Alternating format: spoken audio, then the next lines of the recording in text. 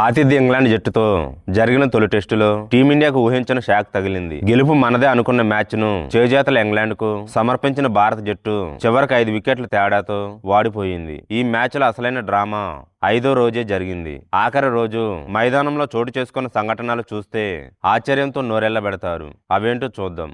వీడియోను చూసే ముందు చిన్న రిక్వెస్ట్ అండి, వీడియోను లైక్ చేసి మీ సపోర్ట్ ని తెలియజేయండి. మొదటిసారి మన ఛానల్ ను చూస్తున్నట్లయితే సబ్స్క్రైబ్ చేసుకుని పక్కనే ఉన్న బెల్ ఐకాన్ ని ఆన్ చేసుకోండి. యువ ఆటగాళ్లతో ఇంగ్లాండ్ పర్యటనకు వెళ్లిన భారత జట్టు మొదటి మ్యాచ్ లోనే గట్టి దెబ్బ తింటుందని ఎవరూ ఊహించలేదు. కోచ్ గంభీర్ నుంచి ప్లేయర్ల వరకు ఇప్పుడు తీవ్ర విమర్శలు ఎదుర్కొంటున్నారు. కానీ ఈ హై టెన్షన్ సమయంలో ఒక్క వ్యక్తి మాత్రం అందరి దృష్టిని ఆకర్షించాడు. అతనే కేఎల్ రాహుల్. గెలిచే మ్యాచ్ చెల్లా చెదరవుతున్న దృశ్యం చూస్తూ ఉండలేక captain Gill, vice captain Pant చేయాల్సిన పనులను తన భుజాలపై వేసుకున్నాడు రాహుల్. అనుభవం లేకపోవడం వల్ల ఫీల్డింగ్ సెట్ చేయడంలో గిల్లు, పంత్ పూర్తిగా తడబడ్డారు. అయితే ఈ లోటును నింపేందుకు ముందుకు వచ్చాడు రాహుల్. విరాట్, రోహిత్ రిటైర్ అయిన తర్వాత జట్టులో ఉన్న ఏకైక అనుభవజ్ఞుడు కేఎల్ రాహులే. ఐపీఎల్ కెప్టెన్సీ అనుభవం తోడై 5వ రోజు ఫస్ట్ సెషన్ ముగిసే లోపు రాహుల్ మైదానంలో తానే కెప్టెన్ అన్నట్టు ప్రవర్తించాడు. ఫీల్డింగ్ ను సెట్ చేశాడు. రెండో సెషన్ లో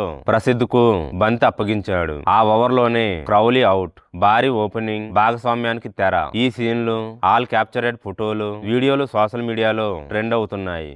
ఇక్కడ అసలైన కెప్టెన్ ఎవరు అని నెటిజన్లు ప్రశ్నిస్తున్నారు. గిల్ కాదు, పంత్ కాదు, నెక్స్ట్ కెప్టెన్ కేఎల్ రాహుల్ అంటున్నారు. ఇప్పుడు అభిమానులు ఒక్కటే కోరుతున్నారు, రెండో టెస్ట్ కి రాహుల్ కే కెప్టెన్సీ ఇవ్వాలి. అనుభవజ్ఞుడుగా జట్టుని నడిపించగలడు. ఇక చూడాలి BCCI and team management Rahul కి ఆ బాధ్యతలు అప్పగిస్తారా లేదా అనేది.